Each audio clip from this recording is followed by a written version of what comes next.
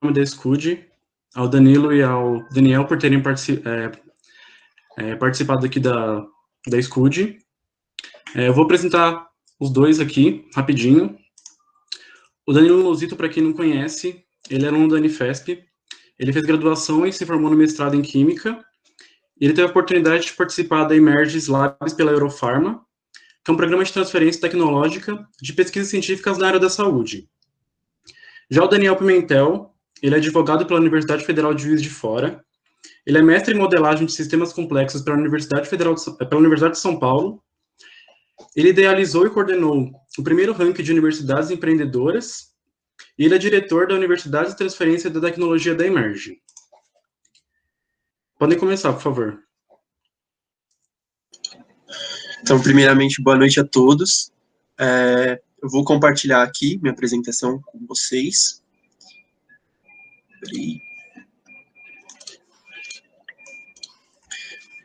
Opa, já dando um spoiler aqui. Bom, gente, então, queria agradecer primeiro a toda a comissão da SCUD, ao pessoal da pós-graduação também, Gustavo, ao Dan, ao Bruno, que são os coordenadores, a todo mundo que está assistindo a palestra aqui hoje, e também, claro, ao Daniel, que vai fazer a apresentação depois que eu fizer aqui, e depois da apresentação a gente vai ter um tempo para tirar algumas dúvidas e bater um papo sobre esse assunto que eu acho que é sensacional e é muito importante para a gente. Então, hoje a gente vai falar um pouco sobre a parte de transferência tecnológica, startup, mas no geral é a inovação por meio da ciência, que é levar a tecnologia da bancada para o mercado. Então, falando um pouco sobre, dando uma introdução, né, falando um pouco sobre mim, meu nome é Danilo Vaz Malozito, eu tenho 26 anos, sou de São Paulo. Então, como o Gustavo falou, eu fiz Química aqui pela Universidade Federal de São Paulo, entrei no ano de 2012 e me formei em 2017. Fiz iniciação científica na área de nanomateriais aplicados na área da saúde, no Laboratório de Materiais Híbridos, ali no Prédio de Vidro, para quem conhece. Para quem não conhece, é uma unidade aqui do campus de Diadema. Minha orientadora era a professora Tereza Martins e a co-orientadora a professora Patrícia Santos Lopes. O projeto do TCC, ele era incorporar a enzima papaína no nanomaterial SBA15 para estabilização. Aqui eu falo de uma forma mais científica, numa linguagem mais científica mesmo. Aqui está o título do meu trabalho, esse foi o primeiro slide da apresentação de TCC, que era a papaína incorporada em sílica mesoporosa ordenada. Já já eu vou explicar melhor o porquê que eu estou falando sobre o meu projeto de TCC aqui. Mas, basicamente, a papaína, ela tem essa estrutura apresentada aqui para vocês, ela é comercializada na forma de pó, para a gente fazer os experimentos no laboratório, e ela é muito utilizada na indústria farmacêutica, na indústria alimentícia, e para tratamentos medicinais como escara de decúbito dorsal, que ela tem uma propriedade cicatrizante, né? Então, ela vai cicatrizar feridas, e ela é muito utilizada nessa área em hospitais. E esse daqui é o material que a gente vai utilizar para estabilizar a papaína, que é essa enzima, e essa enzima, ela tem uma perspectiva muito grande para se fazer produtos, né, onde podem ser comercializados. Só que ela tem um problema muito grande que ela não é estável, então ela acaba perdendo sua atividade enzimática, seu poder de cicatrização, muito rápido. Então, ela não tem uma validade, ela não tem um prazo para você comercializar ela em prateleira, em farmácias, etc. E aí, em 2018, então, eu iniciei um mestrado com nanomateriais, ainda aplicados na área da saúde. Esse daqui, falando de uma maneira mais científica de novo, o tema era nanopartículas superparamagnéticas de óxido de ferro incorporadas em sílica mesoporosa ordenada SBA15 com potencial aplicação biomédica. Aí a minha orientadora era a professora Tereza, com orientação da professora Paula Haddad. E eu sempre quis ser cientista para poder ajudar a sociedade e tive o desejo de ver minha pesquisa indo no mercado, né? Então, ver essa pesquisa funcionando no meio da sociedade. E aí foi aí que eu comecei a ter interesse por buscar parceria com a indústria farmacêutica, ou seja, fazer a transferência tecnológica dessa pesquisa, de uma das minhas pesquisas, né? Ou a do mestrado, ou a do meu TCC. E foi durante o mestrado que eu continuei com a pesquisa do TCC em paralelo, com o objetivo de buscar resultados para a publicação de um artigo. Só que em 2019, a professora Patrícia Santos Lopes e o professor Newton, eles me falaram de uma oportunidade de participar de um programa conhecido como Emerge Labs, em parceria com a Eurofarma. Aqui estava a propaganda deles, né, da Emerge Labs Eurofarma, que era: já sonhou em ver sua pesquisa se tornando uma inovação no mercado? Então, aquilo para mim foi um máximo, eu quis muito participar, já fui logo buscar fazer a inscrição.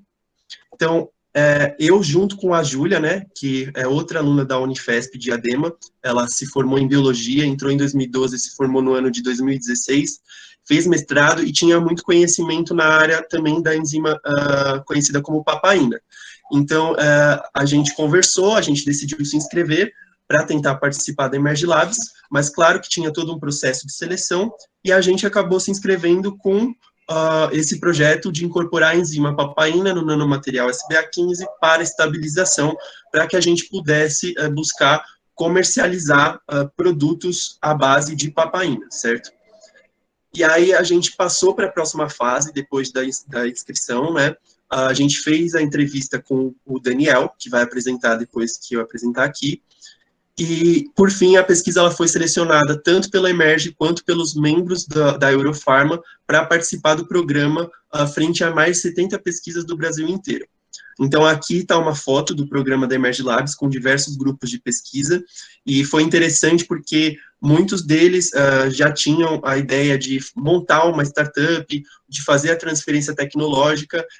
Os grupos eles eram compostos por mais de 3 pessoas, contando com professores, alunos de doutorado, mestrado, iniciação científica, e a única dupla que participou fui eu e a Júlia. A gente acabou chegando lá e até ficando um pouco assustado, porque tinham grupos muito mais, vamos dizer assim, preparados, que já tinham contato, né, com a transferência tecnológica, e esse foi nosso primeiro contato. Então, aqui está uma foto minha e da Júlia, no dia de uma apresentação que a gente teve que fazer, que eu vou explicar um pouquinho mais adiante.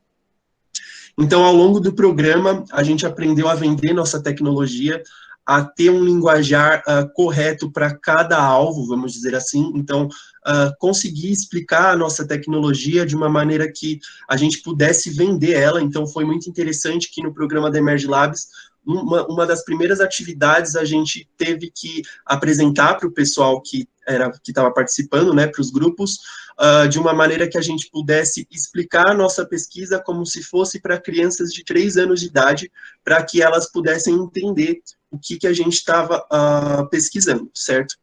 E aí a gente aprendeu também sobre o abismo que existe entre a pesquisa da academia e o mercado, ou seja, como fazer para a pesquisa que está na academia, nas universidades, chegar ao mercado, e o principal, a gente acabou mudando totalmente o nosso foco de pesquisa. Então, o nosso foco para fazer a transferência tecnológica era, primeiro, focar na papaina e nos possíveis produtos que podiam ser feitos com ela estabilizada, com o nanomaterial, e depois a gente acabou aprendendo e vendo que, na verdade, o nosso produto real, o nosso produto principal, era o fato da gente conseguir estabilizar uma enzima que, na verdade, esse nanomaterial podia ser utilizado para estabilizar outros tipos de biomoléculas, outros tipos de enzima, então seria um mercado muito maior.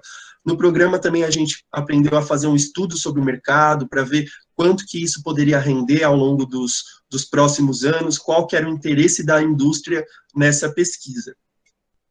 E aí, ao final do programa da Emerge Labs Eurofarma, os grupos eles tiveram que vender a tecnologia num pitch de 3 minutos, então a gente teve 3 minutos para fazer a apresentação para uma plateia com mais de 300 pessoas convidadas pela Emerge e pela Eurofarma, de diversas indústrias biotecnológicas, farmacêuticas, além de investidores anjo, que eu vou explicar mais para frente o que é.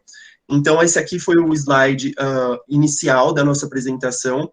O nome do nosso grupo era Enzyme, e o foco era soluções em estabilização de enzimas. E aí surgiram diversas oportunidades a partir dessa apresentação na Emerge Labs. A gente acabou vendo sobre a Bolsas PIP da FAPESP, só que não foi o nosso foco, mas eu acho muito importante falar, porque a Bolsa PIP da FAPESP, ela é uma opção muito boa e muito válida para todo aluno que faz uma iniciação científica, quer fazer um mestrado, um doutorado, e pensa mesmo em ver a sua pesquisa na sociedade. Então, a Bolsa PIP da FAPESP, muita gente não conhece, nunca ouviu falar, mas é importante demais que vocês tenham contato com, pelo menos saibam o que é. Então, ela foi criada em 1997, é um programa da FAPESP de pesquisa inovativa em pequenas empresas, que vai apoiar a execução de pesquisa científica ou tecnológica em pequenas empresas no estado de São Paulo. Então, eles fornecem algumas bolsas para compor um corpo técnico dentro de uma pequena empresa, dentro de uma startup, de pesquisas que são inovativas, né, que tem uma prospecção para a inovação para a sociedade. Outra oportunidade que tem, que daí foi o foco do nosso, foi nosso objetivo, na verdade, na Emerge, que foi fazer parceria com indústrias. E aí, não só na parceria com indústrias, tá, mas aqui o processo ele é mediado pelo AGITS, da Unifesp. E, assim, eu achei incrível porque quando eu participei da Emerge Labs, que eu fui saber que a gente tinha uma agência de inovação e tecnologia na Unifesp, que na época se chamava NIT, né, era Núcleo de Inovação e Tecnologia, hoje se chama AGITS, que é a Agência de Inovação Tecnológica e Social da Unifesp, que vai fazer todo o intermédio do papel burocrático, fazer o contato com as empresas, para a gente poder avançar no que se diz respeito à transferência tecnológica. Então, a empresa, quando você faz uma parceria com ela, ela pode fornecer recursos para desenvolvimento de uma pesquisa que seja de interesse para a resolução de problemas. Então, a gente tem na indústria farmacêutica ou na indústria biotecnológica, ou seja lá qual for, muitos problemas que a indústria ela não tem um corpo técnico e tempo suficiente para lidar com esses problemas. E muitas vezes esses problemas são resolvidos aonde? Nas universidades, com as pesquisas acadêmicas. E além disso, a empresa ela está sempre buscando o quê? Inovação, para que ela possa competir no mercado. Então, onde se tem mais inovação, normalmente é sim nas universidades, em centros de pesquisa, certo? E também as oportunidades que apareceram foram as de investidores anjo, que nada mais é do que uma pessoa física que tem o seu próprio capital em startup, com potencial de crescimento. Então, o investidor anjo, ele vê o potencial de crescimento numa pequena empresa, numa pesquisa, e acaba investindo, contando com que ela tenha potencial de crescimento. Então, são empresários, executivos e profissionais liberais que vão agregar valor para o empreendedor com seu conhecimento, experiência e rede de relacionamento. Eles fazem mentorias, ajudam a gente, eles guiam a gente por qual caminho seguir, além de recursos financeiros. Aqui eu peguei algumas dúvidas frequentes sobre a Bolsa PIP da FAPESP, que eu acho que é um foco bem legal para o público que está assistindo aqui a palestra hoje. Eu acho muito interessante de ir atrás da Bolsa PIP, e os objetivos do programa da Bolsa PIP, segundo o site, né, os objetivos são apoiar a pesquisa em ciência e tecnologia como instrumento para promover a inovação tecnológica, como eu falei anteriormente, e o desenvolvimento empresarial, aumentando a competitividade das pequenas empresas. Além disso, ela contribui para o emprego de pesquisadores no mercado de trabalho empresarial, criando uma cultura permanente de inovação. E aí, outras perguntas que tinham no site do Bolsa PIP FAPESP: é preciso ter título de doutor para pedir uma Bolsa PIP? Então, não. No programa da Bolsa PIP, é fundamental a experiência no projeto, é um projeto que seja inovativo, e a competência demonstrada para a liderança da pesquisa proposta. Mas não necessariamente você precisa ter o título de doutor para pedir uma Bolsa PIP. E aí eu digo também para alunos de iniciação científica, de mestrado, vocês conseguem conversar com pessoas do seu laboratório, orientadores, e ver sobre a possibilidade de pedir uma Bolsa PIP da FAPESP. Há áreas prioritárias no programa PIP? Então, também não. O PIP ele visa apoiar pesquisas promissoras com potencial de inovação em qualquer área do conhecimento. E quando posso submeter uma Bolsa PIP, uma proposta para a Bolsa PIP da FAPESP? Então, a Bolsa PIP da FAPESP ela vai ter 4 chamadas anuais, e essas propostas elas podem ser submetidas em qualquer data e serão consideradas participantes da chamada aberta. Então, as datas de cada chamada, elas podem ser verificadas no site do fapesp.br/PIP, e eles recomendam que as propostas elas sejam submetidas pelo menos uma semana antes do prazo final de cada chamada. E aqui eu acho que vem uma parte interessante, né? O que são bolsas TT1, TT2 e TT3. Então, essas bolsas, elas compõem o pagamento por parte da Bolsa PIP, né, você pode fazer o pedido dessas bolsas TT1, TT2 e TT3, que são bolsas de treinamento técnico, que tem por objetivo treinar e aperfeiçoar os alunos de cursos técnicos, de nível médio e superior, além de recém-formados, visando a sua futura incorporação à equipe de P&D da empresa. Para cada bolsa solicitada, é fundamental a apresentação de um plano de trabalho individual, conforme descrito em fapesp.br/tt. Então, na verdade, aqui a gente tem algo meio que similar, né? É lógico que é diferente você pedir uma bolsa PIP e uma bolsa de iniciação científica, mas a gente pode compor um corpo técnico com bolsas de treinamento para alunos do ensino médio, alunos de curso técnico, superior, além dos recém-formados, alunos de mestrado, para fazer parte dessas pequenas empresas com potencial de inovação nas universidades. E aqui também tem a bolsa do pesquisador principal, que faz o pedido da bolsa PIP na FAPESP, caso ela seja aprovada.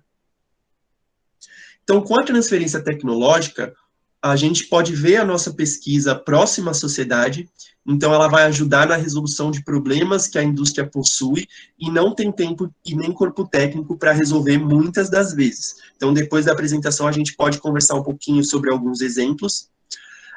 E as indústrias, como eu falei anteriormente, elas precisam da inovação para crescimento e competitividade.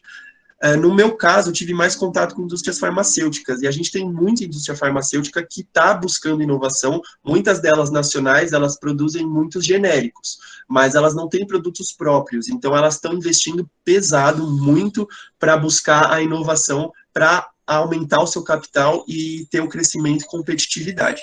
E aí, no quesito universidade, a gente tem o renome da universidade, a possibilidade de investimento por parte das empresas, então tem casos até que a indústria ela acaba até construindo laboratório, tem um caso que a indústria construiu o laboratório para você fazer a pesquisa para ela, né? E oportunidades para o grupo de pesquisa, para os alunos, para os professores também. E aí, no caso da Enzyme, né, que foi que participou na Emerge Labs, a gente conseguiu contato com alguns investidores anjos, mas no caso a gente estava muito interessado em fazer a transferência tecnológica por meio da parceria com indústrias, e aí a gente teve o contato da Ourofino Agronegócio e da Eurofarma para estabilizar, através do nosso nanomaterial, algumas moléculas. Hoje em dia ele está num processo mais parado, muito por conta também da pandemia. A gente ainda tem contato com a Eurofarma e com a Ourofino, mas a gente visa buscar esse contato, fortalecer esse contato, para que a gente consiga, talvez, uma parceria com eles. E aí, falando um pouco do Agits, né, o site do Agits é agits.unifesp.br, que é a agência de inovação tecnológica e social que eu falei mais no começo. Ela é a agência de inovação tecnológica e social, é o órgão da universidade responsável pela coordenação, articulação, gestão e execução da política de inovação.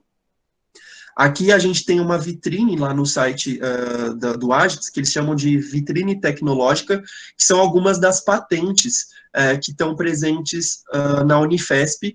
E eu ressalto aqui, ó, eu acho que o Dani pode falar melhor que eu depois, mas é sempre bom quando a gente vai criar uma startup, uma pequena empresa, buscar transferência tecnológica, que a gente proteja a nossa pesquisa, para que ninguém, ela tem que ser inovadora, né? Então, você acaba protegendo, ela vai ser de direito seu, e aí você faz os trâmites para fazer a parceria com indústrias, ou até mesmo criar a Bolsa PIP da FAPESP, pedir a Bolsa PIP da FAPESP, criar uma startup e tudo mais.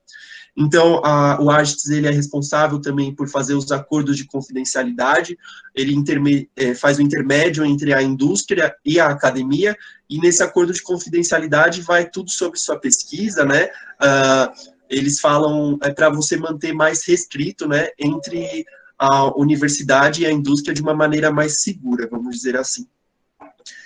E aqui eu ressalto que para o campus da Unifesp Diadema, a gente tem esses 6 cursos: Biologia, Ciências Ambientais, Engenharia Química, Farmácia e Química, e eu escutei muito falar de professores e outros alunos, e a Unifesp Campus Diadema, ela foi criada justamente para possuir essa interdisciplinaridade, multidisciplinaridade, para ter um potencial de inovação e resolver questões que normalmente as indústrias não conseguem resolver. Então, se vocês olham para os laboratórios hoje em dia, tem muita parceria entre laboratório de química, farmácia, engenharia química e tudo mais, e a gente consegue ter uma boa interdisciplinaridade e buscar uma inovação muito grande. Então, a Unifesp, Campus Diadema, ela tem potencial para ir atrás dessas bolsas PIP, ela tem potencial para a criação de startup, para transferência tecnológica, e assim, eu nem sei se eu poderia estar falando isso, mas,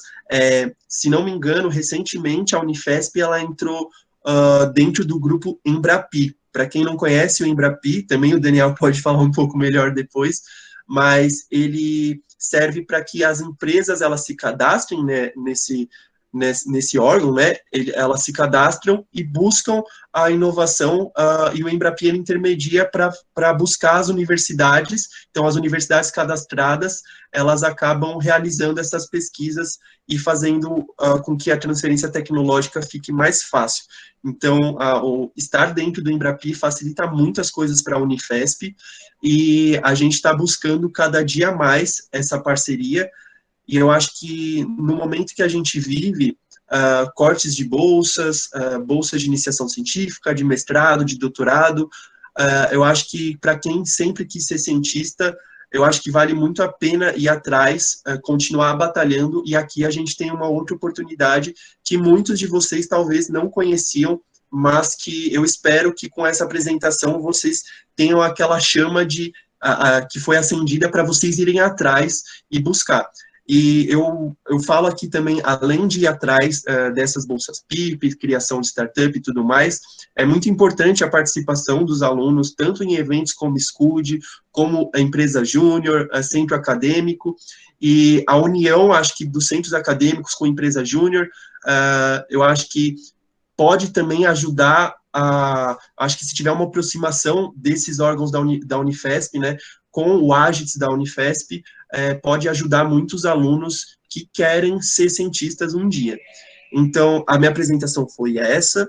Eu agradeço novamente a todos que estão aqui participando, a comissão da Scud, a Unifesp, os alunos, os professores que estão assistindo também, a Emerge Labs, que deu essa oportunidade, mostrou essa oportunidade para mim e para a Júlia, e eu espero estar conseguindo mostrar um pouco para vocês também, e ao Daniel, que vai fazer uma apresentação, e eu quero fazer um comentário que eu não sei 1/1000º do que o Daniel sabe sobre esse assunto, mas eu espero que eu possa ter falado algumas coisas legais aí para vocês hoje. Então, é isso, gente. Danilo, como é que a gente faz palmas virtuais aqui, né? Que demais, cara, muito, muito bacana mesmo, fico super feliz, assim, de ver a Enzyme, tecnologia saindo da bancada e toda a expertise que foi sendo ganhada, assim, né, ao longo do processo, e hoje poder conversar com vocês aqui, não só enquanto Enzyme, mas falar um pouco também da Emerge, o que a gente tem feito e como tem feito. Então, agradeço demais o Bruno, o Guilherme, todo mundo que tá aí liderando a Scud, né, esses momentos que são tão importantes, especialmente falando com tanta gente boa aqui, em universidade, dentro de centro de pesquisa, aqui, químicos, biólogos, né, farmacêuticos. Eu brinco que, Danilo, sobre transferência de tecnologia, né, eu não sei nem derivar, né, muito menos alguma coisa sobre papaina, né, então, mas falar com cientistas é sempre um prazer muito grande. Então, pessoal, além de agradecer, meu nome é Daniel, pelo sotaque um pouco, já está alterando um pouco, né, mas eu sou mineiro, bem do interior, e quando eu fui fazer graduação, eu sempre queria ir um pouco mais para engenharia, mas na minha cidade era tudo muito industrial e muito usina, eu achava que fazer engenharia era ir para usina, e aí eu fui fazer direito mesmo.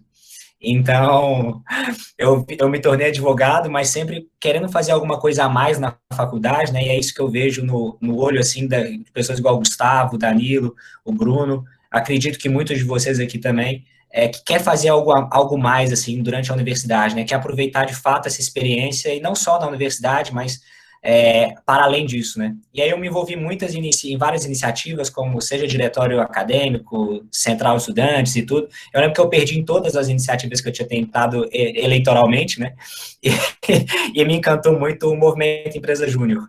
Então, eu criei a Empresa Júnior na Faculdade de Direito, de Juiz de Fora, né, onde eu me formei, e me encantei muito com esse propósito de Brasil, de fazer coisa boa, né, especialmente com conhecimento. Aí me tornei diretor da Confederação Brasileira de Empresas Juniores, quando a gente muda para São Paulo e começa a trabalhar desde Pelotas a Boa Vista, né, isso aí dá um hemisfério de universidade, então que a gente trabalha e gasta muita sola de sapato conhecendo cada universidade, o que ela acontece, o que ela faz. Então, foi uma experiência muito rica, e eu conto isso porque ela está diretamente relacionada com o que a gente faz hoje na Emerge, porque durante esse período que a gente teve na Brasil Júnior, a gente construiu naquele ano o ranking de universidades empreendedoras. Então, me encantei com a temática de universidade empreendedora, e eu brinco que, pelo fato de ter feito direito, em seguida, eu fiz um mestrado em sistemas complexos na Universidade de São Paulo para me defender, né? Sempre trabalhando, mais uma vez, a temática de universidade, como a universidade pode transferir tecnologia e para além do ensino e pesquisa, que são essenciais e vitais, para também transferir tecnologia. Então, não existe transferência de tecnologia, não existe universidade empreendedora sem uma universidade de ensino e pesquisa. Então, isso tudo pressupõe, e conversar com gente boa nesses tempos aqui, que especialmente não só o Brasil, mas o estado de São Paulo fica em risco, né, de financiamento à pesquisa, que é um panorama muito relevante, essa mobilização da sociedade civil, discutindo isso de uma forma profunda e discussão de fato, né, com conteúdo, com dados e fatos, é cada vez mais interessante. Então, para mim é um prazer conversar com você sobre isso. Então, passada a apresentação, só pessoalmente assim, né, está muito direcionado ao que a gente faz enquanto Emerge. Com essas experiências que eu tive, junto com outros sócios que também tiveram experiências semelhantes, a gente via no Brasil, nessa experiência de caminhar no Brasil, né, cada vez mais, muita ciência sendo produzida, de muita relevância, e vocês estão no centro de excelência hoje, né, muita publicação muito relevante que é produzida. A gente é um país reconhecidamente como um país criativo, né, e também empreendedor. E para além disso, é uma riqueza, especialmente na área aqui de vocês, né, em biodiversidade, em potencial econômico nesse sentido, é absurdo, mas a gente não consegue converter isso tudo em competitividade e inovação.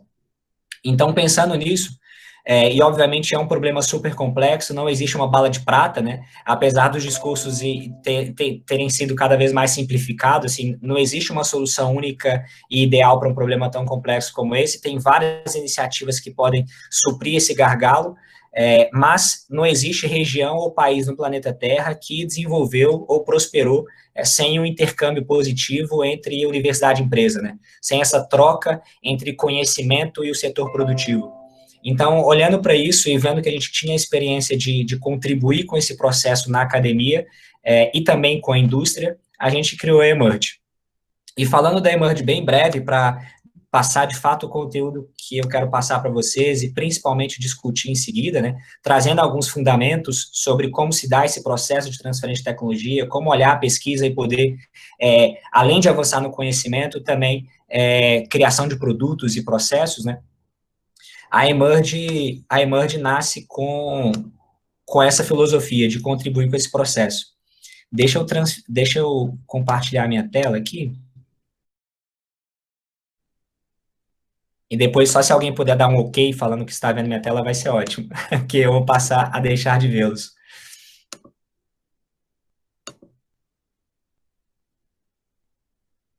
Vocês estão vendo minha tela, pessoal?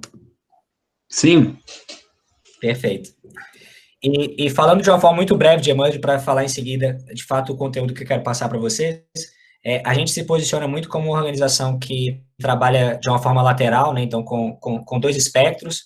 É um espectro muito voltado para as empresas, então, assim como a gente trabalhou com a Eurofarma e com outras indústrias, enquanto consultoria de inovação, para trazer ciência para dentro dessas corporações, então gerar resultado por meio de ciência. Então tem várias formas de fazer consultoria, tem várias formas de gerar resultado, né? O nosso método vai ser sempre utilizando de ciência, e, ao mesmo tempo, a gente tem trabalhado muito junto aos cientistas para contribuir com eles em várias medidas em como transferir sua tecnologia, em como contribuir com esse processo de levar a tecnologia da bancada até o mercado.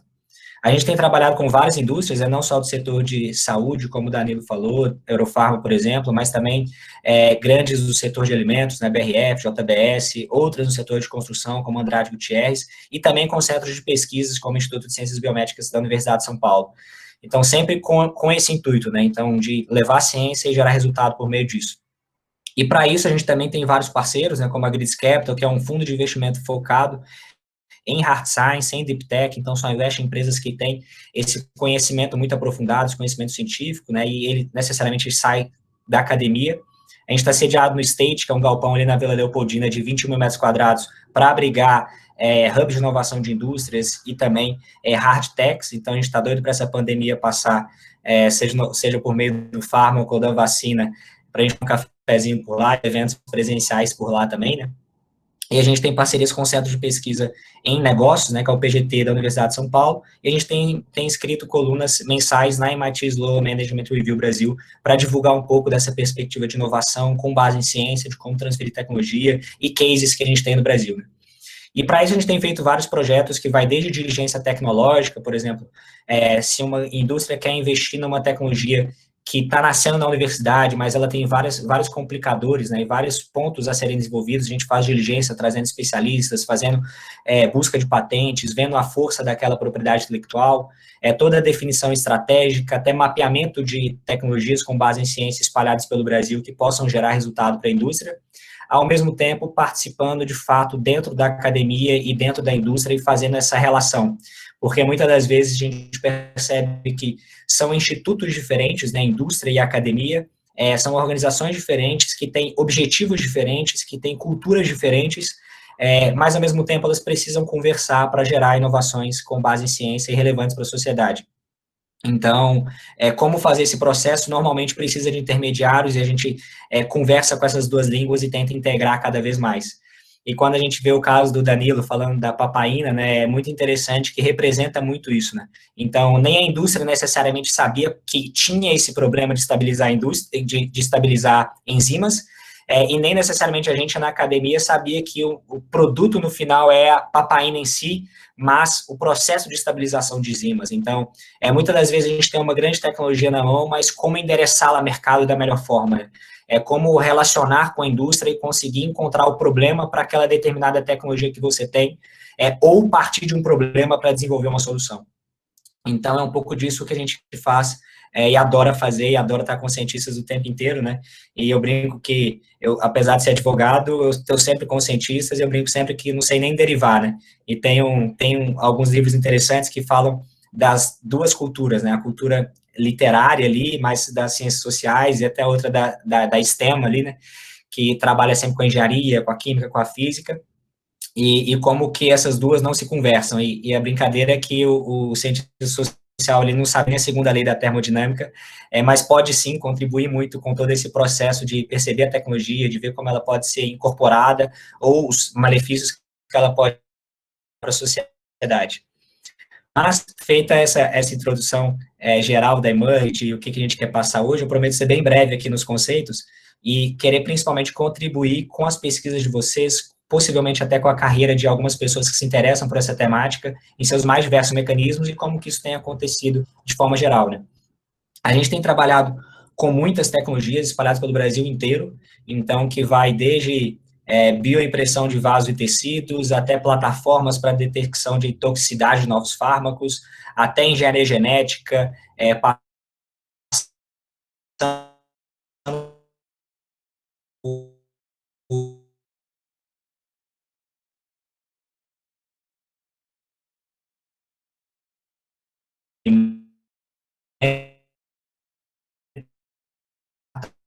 apps que foram ali criadas, que intrínseco em duas tendências que a gente vê acontecer cada vez mais, que é a indústria ser cada vez mais inovadora e as nossas universidades, né, a ciência nossa ser também cada vez mais empreendedora. Então, isso em alguma medida, sair do status quo, na medida em que a indústria ela é um meio de produção, ela não está necessariamente acostumada a inovar. ela está acostumada em produzir o modelo de negócio industrializado, né? E a gente, enquanto academia e ciência, a gente está acostumado a avançar no conhecimento e publicar os nossos artigos e formar gente boa, né? A gente não está acostumado em pegar esse conhecimento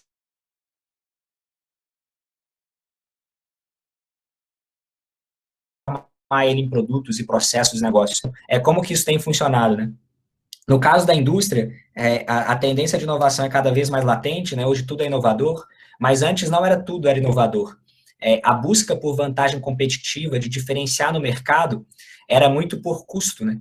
Então, você via as indústrias competindo por custo cada vez mais. Então, a gente brinca que a vantagem competitiva era custo e assim, representa muito a Casas Bahia, né? Aquela propaganda do quer pagar quanto, mas nem eles conseguiram ser competitivos, continuar essa propaganda deles, por exemplo. A gente tem, em seguida, uma busca por vantagem competitiva. A gente lembra, na década de 90, muito se falava da qualidade, tudo tinha que ter qualidade, e tudo queria o Brastemp, né? Mas o que acontece é que os seus concorrentes também passaram a ter tanta qualidade quanto. A qualidade passou a não ser uma vantagem competitiva, um diferencial, mas sim uma característica mandatória. Você tem que ter custo, você tem que ter qualidade também.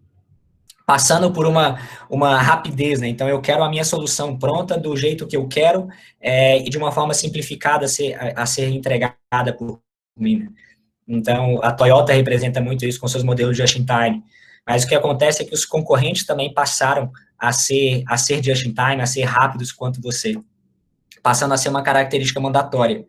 Passando depois por uma busca por vantagem competitiva por meio de flexibilidade, de ter mais de 1.001 utilidades, né, representado ali pelo Bombril, mas os seus concorrentes também passaram a ter muitas utilidades e passaram a ser também flexíveis.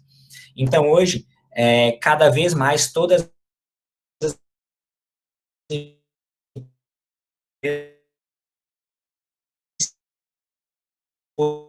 posicionado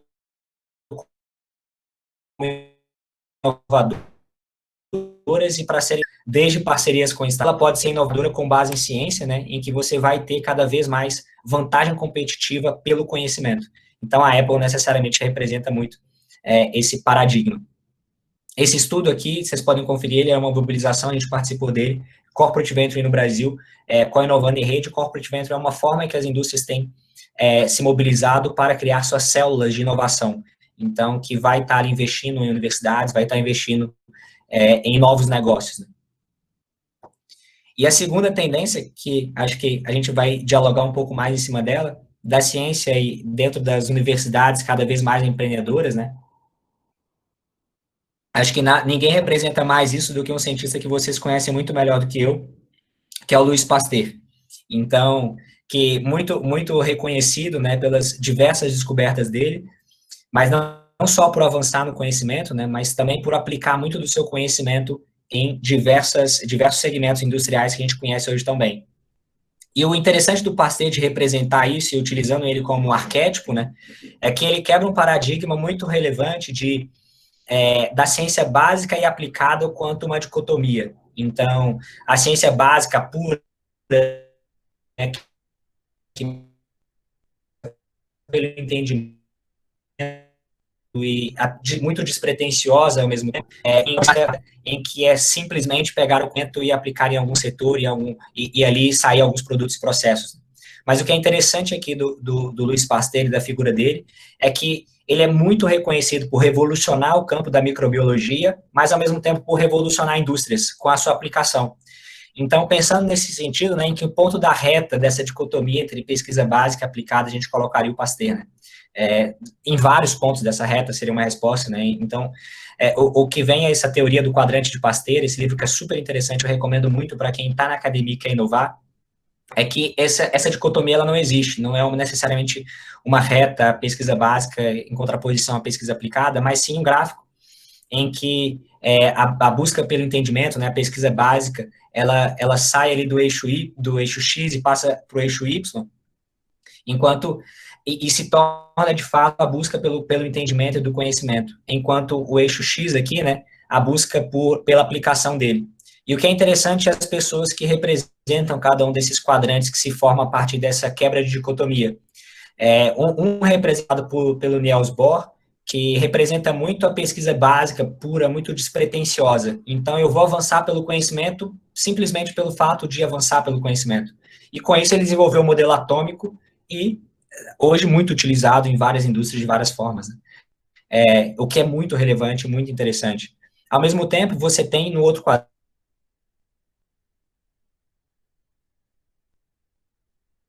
o quadrante de Thomas Edison, que não aplicou, sendo um grande inventor, né, revolucionando diversas indústrias. E você tem o quadrante de Pasteur, em que ele não só avança no conhecimento, mas também avança muito na aplicação. Então, trazendo ali o quadrante Pasteur, né, fala-se que o Pasteur maduro, né, ele jamais trazia uma pergunta de pesquisa para ele, para o laboratório, que não fosse também uma pergunta do mercado, um problema da indústria, um problema do cotidiano que as pessoas ali viviam. E disso ele conseguia extrair muitas soluções. O que a gente traz desse quadrante aqui é que, longe de ter um quadrante que é mais importante que o outro, né? Até pelo nome de quem os representa. Aqui você está falando de Niels Bohr, Thomas Edison e Louis Pasteur, né, como referências inquestionáveis. Mas aqui, muito no sentido de, sim, direcionar a política pública, né, onde que você coloca mais recursos, né? Você tem que colocar recursos em todos, mas qual é a proporção e em qual medida? E a outra, no sentido de inovar com base em conhecimento cada vez mais aplicado, né, e poder ter indústrias nesse sentido, como olhar para o problema e direcionar pesquisas e esforços para esse problema. Vocês estão me acompanhando até aqui? Prometo ser breve. Prometo ser breve aqui, ó. Perfeito, Danilo. E aí, de novo, né, trazendo essa narrativa de ciência, criatividade, empreendedorismo, né, todos esses elementos, como convertê-los em inovação e competitividade, né? Não tem bala de prata, mas como trazer ciência para resolver cada um desses problemas. Mas o grande desafio disso é que, longe de, mais uma vez, ter uma bala de prata, né, mas a dificuldade de sair da academia e do centro de pesquisa tem nome e sobrenome, né? E não é um problema tupiniquim brasileiro, é um problema global. Obviamente, no Brasil tem algumas razões para serem acentuados, mas ele existe e ele é dado. Na medida em que você tem grandes invenções vindas da ciência básica, mas até estar numa escala de produção real, tem muitos desafios. E vocês conhecem desafios melhor do que ninguém. Então, na medida em que o Danilo comprova que ele consegue estabilizar enzimas no seu laboratório, tá ótimo, muito bacana. Mas e como que você vai estabilizar toneladas de enzimas, né? Se é que a gente chega numa proporção dessa. Como que ele vai fazer isso? Aonde que ele vai conseguir recursos para fazer isso? Para, de fato, comprovar a viabilidade técnica e econômica disso tudo, né? Então, você tem um gargalo de financiamento muito considerável. Na medida em que ele consegue o financiamento para fazer isso, dentro do seu laboratório, para fazer suas pesquisas, que tem avanço em conhecimento, né? Então, esse é um financiamento que o governo federal dá por suas diversas instâncias, que as universidades têm enquanto missão fazer. Mas, na medida em que você quer extrapolar esses muros, você tem um gargalo de recursos necessário, porque a indústria não vai investir nisso no primeiro momento, porque é muito arriscado. Você tem, às vezes, nem um protótipo ainda, né? E como que você consegue fazer esse recurso convencer e atrair esse capital, né? É muito difícil. Tanto é que você tem elementos, e aí até puxando um pouco o que o Danilo falou, em elementos e instituições que financiam cada uma dessas tecnologias em cada uma das suas etapas. Então, hoje, dentro do seu mestrado, do seu doutorado, vai ter financiamento para avançar no conhecimento, pagando as suas bolsas, pagando a infraestrutura laboratorial, pagando os seus orientadores e muitos dos seus insumos, para, de fato, criar alguma coisa, para avançar no conhecimento. Mas quando você vai avançar para o desenvolvimento tecnológico, repara que nesse desenvolvimento tecnológico, todas as linhas são pontilhadas, né? Que não necessariamente eles são obrigatórios aqui. Então, por exemplo, uma linha pontilhada, que hoje é o que o Danilo falou também, que é o PIP-FAPESP. É uma linha que é pontilhada, porque o único estado no Brasil que tem isso de verdade consolidado é o estado de São Paulo, e hoje está em risco com o PL 529, né? Então, ao mesmo tempo, você não tem necessariamente investidores anjos, necessariamente, você tem corporações não necessariamente investindo nisso, porque é muito arriscado. ou mesmo fundo de venture capital. Enquanto quando você tem já um produto já desenvolvido, você tem as indústrias já investindo e várias outras pessoas querem investir nesse negócio. Então, você tem um desafio natural e gigantesco aqui para sair da academia e criar um negócio e transferir essa tecnologia de alguma forma, seja por meio de uma startup, que aqui é o caso que é representado, ou pelas vias tradicionais de pesquisa e desenvolvimento. E por que são essas e quais características estão aqui, né? Que aí é a dificuldade que vocês teriam caso queiram empreender em cima das suas tecnologias. Uma delas é o time, né? Por exemplo, vocês estão dentro da academia que a interdisciplinaridade que vocês têm hoje são outros biólogos, ou outros químicos, ou outros farmacêuticos, e onde que entra, por exemplo, a expertise de escala industrial disso? Onde que entra a expertise regulatória disso? Onde que vocês vão encontrar pessoas com a habilidade de negócios disso, né? Econômica, contratual? Onde que, por exemplo, vocês estão na academia, como vocês vão saber de fato o problema do cliente, da indústria, porque vocês estão hoje dentro do laboratório? Ao mesmo tempo, como que vocês vão conseguir modelar essa tecnologia endereçada de fato para um produto, né? Ao mesmo tempo, essa tecnologia tem resultados laboratoriais, não necessariamente em escala maior, o que dá falta de menos credibilidade para ela. Ao mesmo tempo, vocês pensam e direcionam os seus esforços para avançar no conhecimento, a fazer cada vez mais uma pergunta voltada para avançar no conhecimento. Não necessariamente uma pergunta voltada para atender as demandas de clientes, de pessoas que vão pagar para acessar esse seu produto, que é normalmente o modelo do empreendedor. E, ao mesmo tempo, você tem dificuldades inerentes, que é regulatório, propriedade intelectual, transferência de tecnologia. Eu coloco isso tudo para deixar muito claro todos os desafios que estão inerentes a isso. Mas o que é mais interessante é que, fazendo o que a gente está fazendo aqui, né, participando de eventos, conversando sobre isso, se treinando a isso, o potencial disso é absurdo de grande, né? São potenciais que podem alavancar muito. Se você sobrevive a um processo desse, se o Danilo consegue fechar um contrato com a Ourofino, com a Eurofarma, mostrando que, na medida em que ele viu que, não é papaina, meu negócio, meu modelo de negócio está voltado a estabilizar a enzima, isso já chama mais atenção e pode convencer o industrial a investir nele.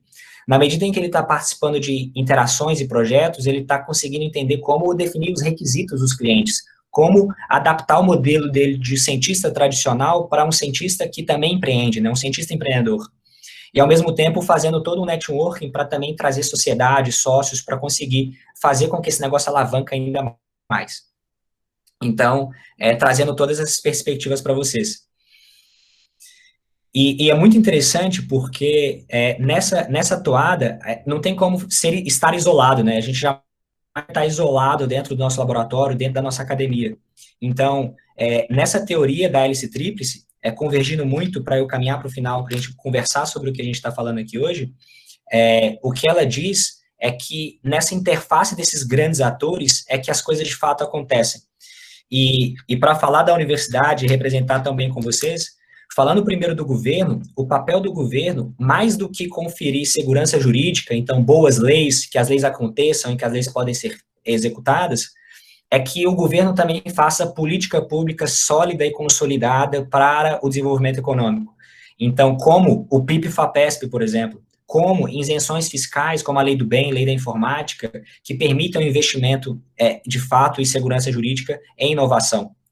Quando a gente está falando de indústria, para de fato a sociedade crescer mais e desenvolver nesse sentido, mais do que ser um mero reprodutores, meios de produção, a indústria tem que assumir risco, tomar desafios, né? E investir em onde não necessariamente está sendo investido para desenvolver grandes produtos e resolver grandes problemas. E a universidade, mais do que a pesquisa e o ensino, ela tem que também assumir uma função de transferir a tecnologia, de colocar na sociedade todo o conhecimento ali produzido. E essa é a universidade empreendedora. E o próprio Edskovitz, que é quem cunhou esse conceito, ele fala muito que nada representa mais a universidade empreendedora do que os professores, nos seus laboratórios, estimulam seus alunos a cada vez mais criar empresas e transferir a tecnologia que estão sendo ali desenvolvidas. Porque isso permite um círculo muito virtuoso em, de fato, beneficiar a sociedade, voltar os recursos, pagar os impostos e criar indústrias. Né? E o mais interessante que ele fala ainda, que traz para o nosso contexto aqui, que é mais de 100 pessoas assistindo, mais de 100 alunos assistindo, é que a universidade, enquanto instituição, tem uma vantagem competitiva absurda, que ela se renova completamente de 5 em 5 anos, né? Então, os alunos entram e saem trazendo um fluxo de ideias e de conhecimentos e de novas perspectivas de uma forma constante. Então, a universidade ela é um organismo muito vivo, né? Então, que está sempre em discussão, sempre em renovação do seu círculo de pessoas. Então, isso é muito legal e fico muito apaixonado com a temática e de ver pessoas se interessadas por isso e querendo cada vez mais enveredar por esse sentido. E é o que a gente precisa no final do dia, de professores que estimulem os seus alunos, de governos que invistam em ciência, de indústrias que invistam em conhecimento e desenvolvimento, para a gente, de fato, prosperar enquanto sociedade.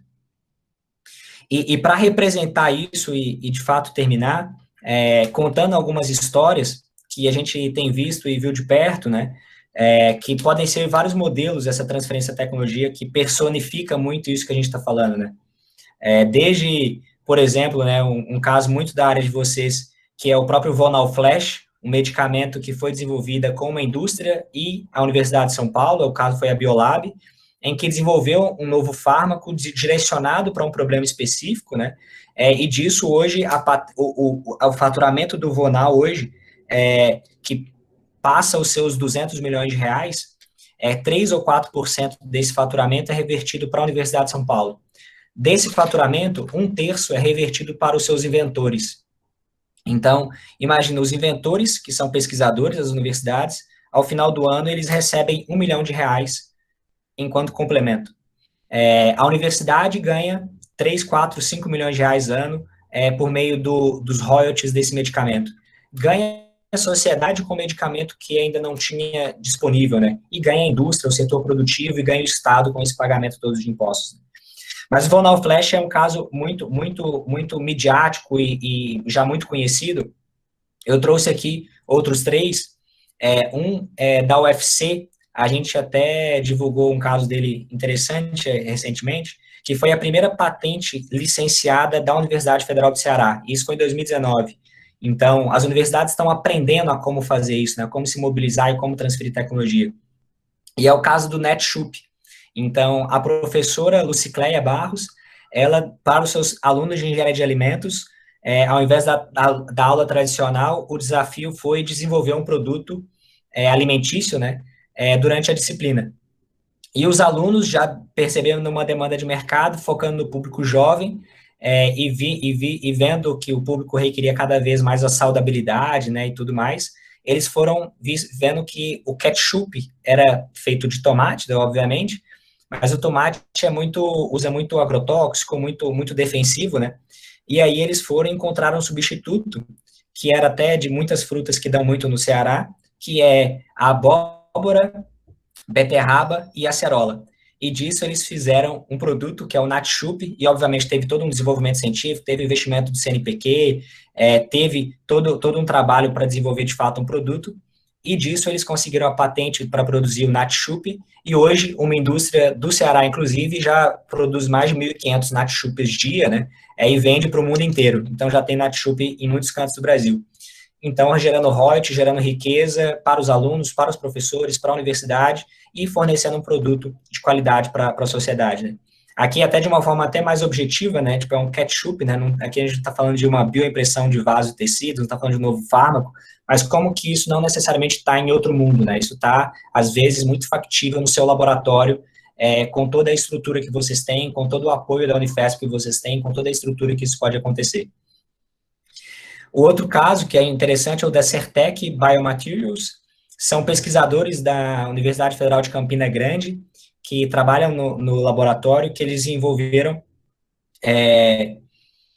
um anel vaginal que permite o prolongamento da vida, da vida sexual ativa de mulheres que estão próximas de chegar a... Nossa, me fugiu o nome completamente.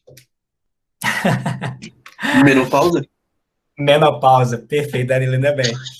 E aí eles têm esse anel vaginal, eles tinham a expectativa de transferir a tecnologia para a indústria, mas eles perceberam que o melhor mecanismo para eles extraírem valor, eles conseguirem vencer o vale da morte da inovação e, de fato, ver o produto deles no mercado, era criar uma empresa. E hoje eles criaram a empresa e estão desenvolvendo esse produto especialmente com algumas indústrias, e isso vai estar em mercado muito próximo. Então, é um caso que, nem está em São Paulo, está em Campina Grande e está fazendo trabalhos e coisas super interessantes e relevantes. E, por fim, de forma muito objetiva, a Biolambda é uma empresa também nascida ali na Universidade de São Paulo. O cientista é o Caetano, que fez Ciências Fundamentais da Saúde no ICB, está terminando o doutorado dele agora em Ciências Farmacêuticas, e ele sempre trabalhou com luz. Então, a luz é conhecida, né, no sentido de não só a luz UV, né, matar micro-organismos e tudo mais, mas ele desenvolveu mecanismos de metrificar e quantificar exatamente o quanto de luz tem que ser direcionada para cada objetivo.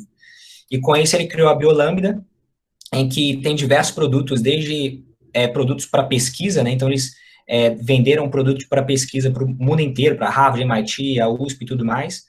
Chegaram a desenvolver produtos para tratamento de pé diabético, e hoje eles estão bombando e estourando e se tornaram uma indústria, porque hoje eles estão vendendo muitos produtos de equipamentos de luz para a COVID. Então, terminando o objeto do doutorado da Biolambda é esse, então criou o mecanismo da empresa, tem diversas patentes em cima disso, e hoje está um cientista super empreendedor levando isso tudo e fazendo isso tudo acontecer. E, por fim, só convidá-los acabei passando um pouco do tempo, mas só convidá-los aqui, se quiser ouvir mais, a gente tem um podcast, a gente tem entrevistado cientistas, a última que a gente lançou foi, inclusive, com a Marta, que é a vice-presidente de inovação da Eurofarma, e a gente faz uma pesquisa também sobre a perspectiva dos cientistas sobre o cenário de inovação, e a gente espera que vocês possam responder essa pesquisa também até o dia 30, para entender qual que é a perspectiva do cientista para a inovação no Brasil. Pessoal, só agradecer e deixar os meus contatos aqui, e vou adorar agora bater um papo com vocês, para especialmente tentar explorar algum ponto, que às vezes eu passei muito rápido, tirar alguma dúvida e bater esse bate-bola aqui com o Danilo, que a gente fica super feliz de acompanhar e ver o sucesso que está caminhando com isso tudo. Mais uma vez, obrigado, pessoal.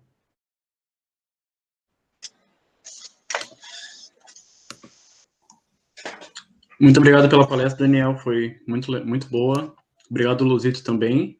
Eu vou começar a ler uma das perguntas que teve, que foi da Kelly Vaver. Ela perguntou como que foi o contato com a Unifesp para a transferência de tecnologia, se foi fácil e se a Unifesp foi receptiva. Então, depois que a gente participou da Emerge, as indústrias elas entraram em contato direto com a gente, né, comigo e com a Júlia, e aí eles buscavam fazer essa parceria com a gente. Só que foi aí que eu descobri que precisava entrar em contato com o NIT, na época, que era o Núcleo de Inovação e Tecnologia da Unifesp, e a gente levou essa proposta ao pessoal do NIT, ao diretor do NIT, na época era outro, agora eles mudaram, mas o diretor foi super aberto, então eles ficam lá na Vila Clementino, na parte onde fica a central mesmo da Unifesp, e eles são super receptivos, você consegue marcar horário para ir conversar com eles pessoalmente. Eles sabem que há tempos atrás muitos professores já tentaram fazer parcerias com indústrias, mas o processo ele não ia adiante. Então, com o passar dos anos, eles estão tentando facilitar cada vez mais, porque eles sabem que é uma oportunidade muito boa, não só para a universidade, como para os alunos, como para a ciência, como para a inovação. Então, eles foram super abertos, o contato foi muito tranquilo, a gente chegou com as propostas tanto da Eurofarma quanto da Ourofino, eles guiaram a gente de como fazer os trâmites, ter que fazer o acordo de confidencialidade e tudo mais. Depois que a gente fez o acordo de confidencialidade, que na verdade foi a própria Eurofarma e a Ourofino que propuseram esse acordo de confidencialidade para a gente, né? A gente levou até ao NIT e eles arrumaram conforme tinha que ser feito pela Unifesp, né? Então, eles deixaram tudo alinhadinho, o documento da indústria com o documento da Unifesp para poder encaminhar com o restante dos procedimentos. E aí, a partir daí, com o acordo de confidencialidade assinado, foi conversa mais entre o laboratório, mesmo o nosso grupo de pesquisa e os representantes da indústria que trabalhavam no setor de novos negócios, da parte de inovação lá também, e seguido a gente fez diversas apresentações sobre o nosso foco, nosso objetivo, né, sobre a estabilização de enzimas, e acabou parando mesmo muito por causa da pandemia. Mas, assim, uma palavra que eu posso dar é que eles estão buscando cada vez mais. Então, semana retrasada, eu entrei no site do Agits, por exemplo, eles tiveram um evento onde alunos poderiam se inscrever para participar, para falar sobre transferência tecnológica, só que eu acho que o problema é que nós, alunos discentes, alunos de mestrado e doutorado, a gente está um pouco distante do Agits, a gente não tem muito contato, então eu acho que essa aproximação, ela vai facilitar bastante. Então, com essa palestra, com mais de 100 pessoas assistindo, acho que 90% das pessoas não sabiam da existência do Agits e agora estão sabendo. Então, acho que isso que é muito válido, que vai ser uma informação muito importante, mas sim, a Unifesp, ela é aberta a esse tipo de trâmite, a esse tipo de ideia, e como eu falei, a Unifesp acabou de entrar para o grupo do Embrapi, foi cadastrada lá no Embrapi, então significa que isso está evoluindo aqui na Unifesp. E os próprios professores, o Agits, nós sabemos que a gente tem o potencial para fazer inovação, para criar startup, para pedir bolsa PIP, para buscar parceria. E, assim, agradeço demais ao Daniel, ao Lucas Delgado e ao Guilherme Rosso também, que são os outros diretores da Emerge Labs, porque eu tinha ideia de fazer transferência tecnológica, mas eu não sabia nem por onde começar. Então, essa informação que eles puderam passar para a gente está formando uma cadeia onde a informação está passando adiante, e eu acho que isso é muito importante. Uhum. Muito legal, Danilo.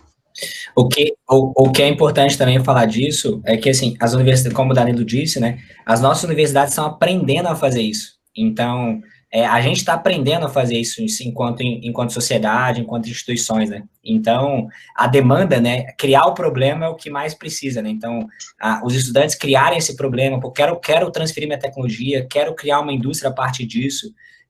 Cara, como que eu posso fazer isso? Onde que eu tenho que ir? Vai na Agits e dialoga com o pessoal lá, né, e cria esses processos. A Universidade Federal do Ceará, a gente conversou com a professora que licenciou a tecnologia lá, não havia uns processos, porque nunca havia sido licenciada uma patente da Federal do Ceará, que é uma instituição muito grande também. Então, pelo fato de ter essa demanda super positiva, né, que os processos foram criados. Então, muito mais do que falar dos problemas, eu acho que criar essas soluções e pavimentar esses caminhos, né, é o que é um pouco o que o Danilo está fazendo com o seu time, com o seu laboratório. Eu acho que isso é muito legal, né? Então, o que a gente pode fazer, né? Acho que isso é muito legal. Uhum. Mais uma pergunta aqui. A Erika Bonelli perguntou: Daniel, normalmente a inovação tecnológica que é mais conhecida e falada é a que está mais voltada para a área farmacêutica ou química. Você poderia dar algum outro exemplo de empreendedorismo na ciência em outras áreas, como no setor ambiental ou da educação?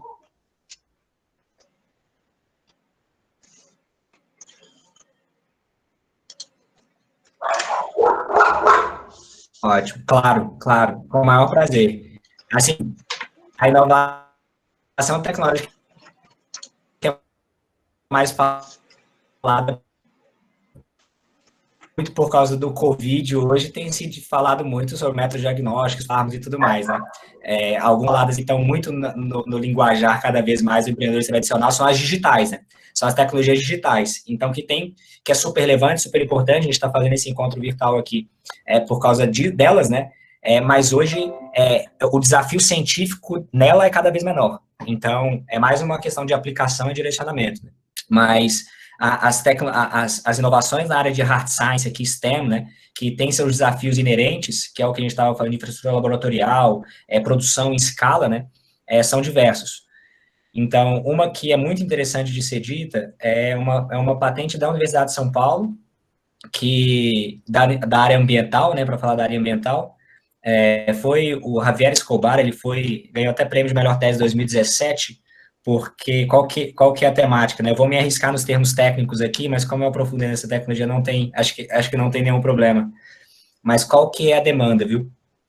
De energia, falando de energia, o Brasil produz muita biomassa, né, especialmente eucalipto, tem a produção maior de eucalipto por metro quadrado, só que a gente direciona ele muito hoje para construção, para algumas outras finalidades, mas a gente não endereça ele para geração de energia, muito para geração de energia, especialmente uma geração de energia que pode gerar muito valor, que é pellets de madeira.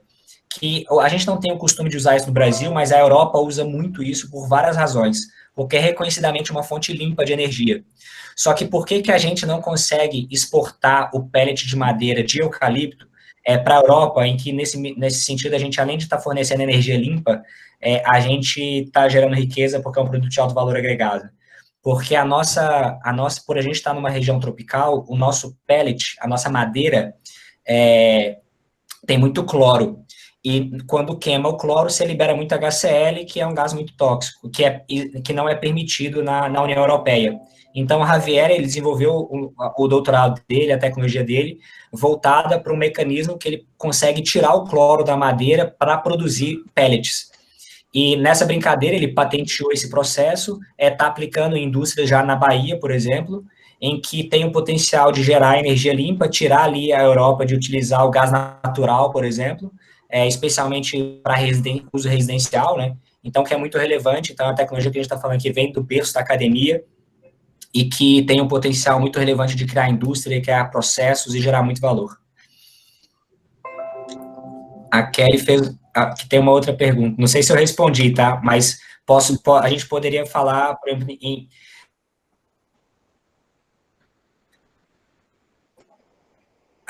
a gente tem carros famosos, por exemplo, a gente tem uma grande indústria, que é a indústria de aviação, que é a Embraer, que lidera e mercados específicos dela por causa da operadora e empresa, né? A gente tem uma indústria muito forte de energia, especialmente aí do petróleo, muito fruto também de conhecimento, né? A gente tem uma indústria o agronegócio brasileiro, ele vem necessariamente também de parceria com a academia, com a Embrapa e com ciência que isso foi permitido, né? Então, como que a gente pode criar outras indústrias a partir de todo esse conhecimento também? Então, acho que em vários desses segmentos a gente tem um potencial científico, mas tem todos esses desafios inerentes. Eu não sei se eu respondi, tá, Érica? Se quiser um outro exemplo, eu posso trazer também. Só para complementar, em relação à área da educação, eu não sei muito sobre, mas se você pegar os exemplos da Arco Educação, ela é considerada uma startup nível unicórnio, que eles chamam, né? Com um determinado número de capital que eles têm, e eles começaram como startup, e hoje eles são gigantes. Eles têm, acho que a sede deles, se não me engano, fica em Bahia, eles têm um centro grande aqui em São Paulo, em Minas Gerais também, mas da área da educação tem a Arco como exemplo, e se não me engano a Alicerce também, se não me engano ela nasceu como startup, eu não sei bem, mas se vocês puderem dar uma olhadinha depois, a Arco e a Alicerce são bons exemplos dessa área de educação. Exato, muito bom, Danilo. Da educação eu conheço muito pouco, porque eu não estou nesse mercado, né? A gente acaba estando no mercado mais de tecnologias na área de STEM, que tem indústria. Mas com certeza é o que a gente mais precisa também, né? A pergunta da Kelly aqui, muito legal. Como posso olhar para meu projeto e ver se há possibilidade de aplicação na indústria? Começo com uma pesquisa na literatura, mercado. Kelly, muito legal. Tem até metodologia para isso, que os dois gurus, assim, que proporcionam metodologias para isso, o Steve Blank e o Eric Rice. Eles são famosos por criar por ter criado o método Lean Startup e também o outro método que é o Customer Development. E ambos têm muita literatura sobre como desenvolver produtos de uma forma mais direcionada e rápida e que possa, de fato, aplicar na indústria, né? E tem métodos para serem aplicados sobre isso. A FAPESP tem um curso para fazer isso também, que eles dão o iCorps, que ele baseia, basicamente, Kelly, em procurar um problema. Então, dificilmente você vai conseguir entender de fato um problema com uma pesquisa em literatura. Dificilmente você vai ver de fato um problema claro com uma pesquisa de mercado. O que você tem que fazer é fazer igual o Danilo fez com a Eurofarm, por exemplo. entrar dentro da operação deles, conhecer o que eles fazem e entender de fato qual que é o problema deles. E fazer isso com muita gente mesmo, para ter certeza que de fato eles têm um problema e que de fato você consegue endereçar a sua solução para resolver esse problema. Então, não tem coisa melhor, tem a expressão que eles falam muito é get out of the building, né? Então, sair do prédio. Então, sair, você não vai ter as suas respostas dentro do seu laboratório, você não vai ter as suas respostas dentro da sua sala. As respostas para desenvolver um produto, ela vai estar na rua, ela vai estar dentro da indústria. Então, você tem que estar lá, entrevistando, entendendo, vendo, e falar assim, olha, eu consigo fazer uma coisa legal com isso. E a partir disso, ir fazendo protótipos e validando isso tudo, né? E aí vem muito linguajar tradicional do empreendedorismo, que eles trazem muito a questão do mínimo produto viável e tudo mais. Também, só para dar uma palavrinha para a pergunta da Kelly, eu conheço a Kelly pessoalmente, e assim, uma dica assim, que eu dou, ela está num lugar que seria perfeito também para buscar esse tipo de inovação, porque ela é aluna de mestrado lá do IPT, e a pesquisa dela também é totalmente inovativa, eu conheço, assim, e eu acho que é mais você buscar mesmo essa aplicação na indústria, porque a aplicação tem. Basta você ter esse contato, assim, às vezes até conversar com o seu orientador, mas quando a gente busca fazer uma pesquisa, a gente sempre está inovando em algo, né? Eu acho que você buscar um caminho onde ainda sua pesquisa não foi utilizada é um bom começo. Então, às vezes, depois eu até converso com você pessoalmente sobre sua pesquisa, mas eu acho que o caminho é esse. O primeiro é você ter o interesse de fazer a transferência tecnológica, né? E depois você vê também se sua pesquisa ela tem oportunidade para isso. E o que eu ia falar além de fazer essas pesquisas, transferência tecnológica, acho que é muito importante pessoal ir atrás da Bolsa PIB-FAPESP. Eu bato nessa tecla porque ano passado a gente fez a SCUD, e a SCUD, ela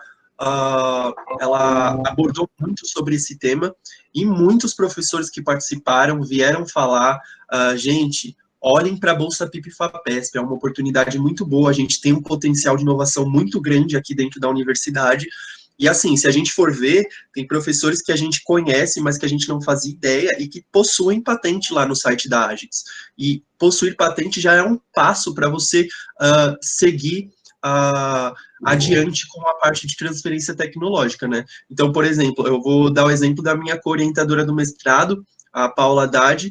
Ela tem uma patente de nanopartículas superparamagnéticas, e agora, nem sei se eu poderia estar falando isso, mas eu vou falar, ela entrou com um pedido de Bolsa PIP da FAPESP, junto com outros professores também da área. Então, ver isso começar a acontecer na Unifesp é muito legal, é muito bacana. Exato. O Júlio fez uma consideração aqui, ó, que há 2 ou 3 anos, junto com a galera da SCUD, fizeram ação no shopping Diadema, sobre o tema de vacinas. Para mim é um exemplo de empreendedorismo social, em que os alunos fazem tão bem, via empresas juniores, projetos de ação de extensão e centros acadêmicos. Definitivamente, Júlio, acho que é tudo muito complementar, né? Então, dentro dessas temáticas, né? Acho que, principal aqui, acho que a gente acabou, eu e o Danilo acabou trazendo mais o criaram empresas e transferir tecnologias a partir da pesquisa, que é uma das dezenas de formas de como pode contribuir com esse processo, né? De novo, jamais seria uma bala de prata, né? Todas elas são muito importantes e relevantes, que vai desde a divulgação científica, aos empreendedorismos sociais, aos mecanismos de empresas juniores, centros acadêmicos, e o que a gente tentou abordar muito é a transferência tecnológica por meio da pesquisa, né? Que aí você pode criar várias indústrias e várias coisas também, mas muito legal mesmo. E só para falar, o professor Júlio, né, que é quem fez esse comentário, ele está cadastrado, se não me engano, em um dos setores do Agits, né, em uma das áreas. Se o professor Júlio puder falar um pouco no chat, se não me engano, não lembro se é de biologia molecular ou algo do tipo, mas a gente tem um monte de professor aqui da Unifesp que está envolvido com Agits, inclusive o vice-diretor da agência de tecnologia aqui da Unifesp, ele é aqui de Diadema, é o professor Marcos Bizetto. Então, acho que muitos já ouviram falar, conhecem, mas tem um monte de professor que está envolvido. Tem o professor Júlio, tem o professor Celso Molina, tem o professor Marcos Bizetto, a Susan Pantarotto, tem outros professores que eu não sei se eu não sei se eles estão aqui presentes ou não, mas é muito importante ter esse contato com os professores também que fazem parte do Agits. O professor Júlio falou que não estou sabendo, mas estou, bora lá. Professor, seu nome está lá, viu? Eu verifiquei essa semana, seu nome está lá. Mas definitivamente, né, professor, se tem uma coisa que a gente espera sair dessa pandemia é um entendimento de como a ciência é importante, né? Então, seja um fármaco, uma vacina, como que a gente só vai conseguir sair dessa com conhecimento, né? Então, esse conhecimento, ele precisa de política pública, ele precisa de indústrias, ele precisa de universidades, né? Sim. Professor Júlio, se você quiser ligar o microfone ou a câmera para falar um pouco com a gente. Oi, pessoal. Oi, professor. Vou falar aqui do improviso. Não, porque eu dentro disso do que foi falado, né, e eu acho que foi bem explorado, quer dizer, o Agits, ele é essa agência, né, foi o que substituiu o NIT, que era o Núcleo de Inovação. E o que eu aprendi na Unifesp, e ele, na verdade, já ouvi isso da reitora, é assim, gente, vamos pensar, né, antigamente a gente tinha um deslocamento físico para ser feito, a gente tinha que ir aos locais. Então, como que eu vou saber como que funciona um órgão que está na reitoria? Eu tenho que ir até a reitoria, tá certo? Mas eu aprendi que na Unifesp a gente convida as pessoas. Por exemplo, o pessoal do Agits, vocês podem convidá-los para vir contar e fazer como que azeita essa engrenagem para poder dialogar com as empresas juniores, para fazer treinamento. Tá? Então, se tem um dividendo aí para todo esse mundo remoto e virtual que a gente está vivendo, são essas possibilidades. Eu lembro do primeiro congresso que teve de empreendedorismo na Unifesp, gente, isso, olha, deve fazer pelo menos uns 11, 12 anos atrás, que foi em Osasco, o campus de Osasco tinha acabado de ser criado. E nós fomos para lá, porque no curso de metodologia científica, eu ministrava para bio e para farma, eu tinha uma aula de empreendedorismo. Eu falei, você tem que fazer as empresas. Aí aconteceu esse evento. Então, todo aquele deslocamento de ônibus para chegar em Osasco, eu lembro que tinha um ônibus para a gente ir, nós fomos em, acho que 7 pessoas. Então, você vê que foi uma coisa que foi nascendo e hoje é grande, né, todo esse movimento. E eu acho que vocês já fazem esse empreendedorismo social, que ele, na verdade, é muito importante, porque qualquer ganho para a sociedade é dinheiro que rende, né? Uma pessoa que está feliz, ela trabalha melhor, ela contribui melhor para a sociedade. Então, isso é, pelo que eu entendi aqui, né, do Agits, né, Agência de Inovação Tecnológica e Social. Tá? Então, outra questão também em relação às empresas, que eu acho que foi falado, é que uma cultura que eu acredito que tem um grande potencial no Brasil é as empresas estimularem os seus funcionários bem qualificados a fazer a pós-graduação. E uma coisa que eu vejo também que acontece na Unifesp, e eu vejo isso acontecendo, é muito legal, o aluno sai graduado, sai profissional, biólogo, farmacêutico, químico, e ele quer trabalhar. Eu quero trabalhar porque eu estou estudando, eu quero ter um emprego, eu quero trabalhar. Ele vai trabalhar numa empresa. Aí passa um tempo, eu encontro ele na Unifesp. Oi, mas você está aqui? Professor, olha, foi super legal, trabalhei, mas eu senti necessidade de aprender mais, de voltar e fazer uma pós-graduação. Né? E em relação à pós-graduação, tem sempre esse viés de aproveitar, saber, olha, o que eu estou pesquisando merece ser protegido intelectualmente? Será que eu não posso fazer uma parceria, por exemplo, com uma empresa na universidade com um projeto PIT, FAPESP? Ou então sair e fazer o meu projeto PIP, montar a minha empresa? E aí, lógico, né, você fala, olha, uma pessoa nasce talhada com aquilo, né, ungido com o manto do empreendedorismo, mas ela aprende. Uma das vantagens do empreendedorismo é que você não precisa nascer ungido com aquela capacidade, você aprende, é uma capacidade que você desenvolve, né? Então, dentro dessa perspectiva, é muito interessante ver os alunos que voltam, então, para a universidade para fazer a pós-graduação, já com uma visão empreendedora, né? Porque as empresas cada vez mais buscam profissionais que encarem desafios, que tragam novas propostas, que busquem essa inovação. E mesmo dentro das empresas, o componente social hoje em dia é muito importante. Uma empresa, cada vez mais, as empresas, né, têm que reconhecer o seu compromisso social com os seus funcionários, com o entorno e com a sociedade que ela impacta. Então, tudo isso, para mim, é empreendedorismo, né? Se a gente dá uma chance do planeta funcionar de uma maneira melhor, isso é um empreendedorismo. Aí eu acho que era isso mesmo que eu queria deixar para vocês, e agradecer muito a oportunidade e ver que esse movimento das empresas juniores da Unifesp, no nosso caso em Diadema, é um grande orgulho. Nós somos o campus que tem mais empresas juniores, né? Os CNPJs estão aparecendo agora, então as perspectivas são muito boas. É para esse lado que a gente tem que olhar, gente, dificuldades, essas questões todas de governo, né? Isso passa, mas o nosso entusiasmo não passará. Obrigado. Com certeza. Muito obrigado, viu, professor? Que demais, professor. Sim.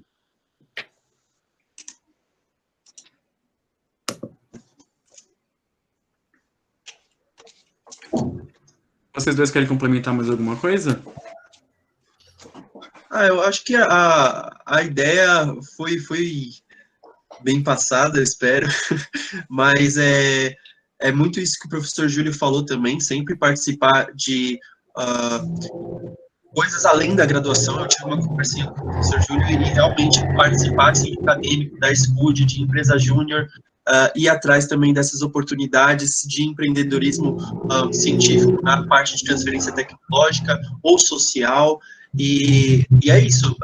Espero que essa palestra possa ter criado, como eu falei, aquela chama que acenda e que a Unifesp possa crescer cada vez mais nisso. E o evento mesmo da SCUD já é uma grande oportunidade, não só para a comunidade científica da Unifesp, mas como para a comunidade de Diadema em geral, que ela sempre foi aberta à comunidade de Diadema. Então, mostrar essa importância para a Unifesp afora, esse evento eu acho que é sensacional e eu me orgulho muito de ter feito parte disso, e todo mundo que participa tem que se orgulhar, porque isso é um legado que a gente acaba deixando para os próximos alunos, e cada vez mais o evento vai melhorar e a gente vai buscar novas ideias e novas coisas para fazer pela universidade. É isso. Mas e também só complementar e agradecer a oportunidade, né, e evidenciar que essa via é possível, né, então, para além de todas as outras, que são todas relevantes, e cada um pode escolher o seu caminho, né, então, se o objetivo for empreender com a sua pesquisa, com o que você está fazendo e transferir essa tecnologia, vai ser também uma oportunidade, um objeto de carreira que vocês podem perseguir, e um potencial de alavancar muita coisa, né, de alavancar o conhecimento, criar produto, processo, retornar isso tudo para a sociedade de uma forma muito interessante também, né? E ver só gente boa aqui, né, só carinha jovem, especialmente nesse horário, que 8 horas, a gente continuar, né? Então, animar aí, como o professor Júlio disse, e o nosso, a gente vai continuar, né, a despeito de tudo que está acontecendo.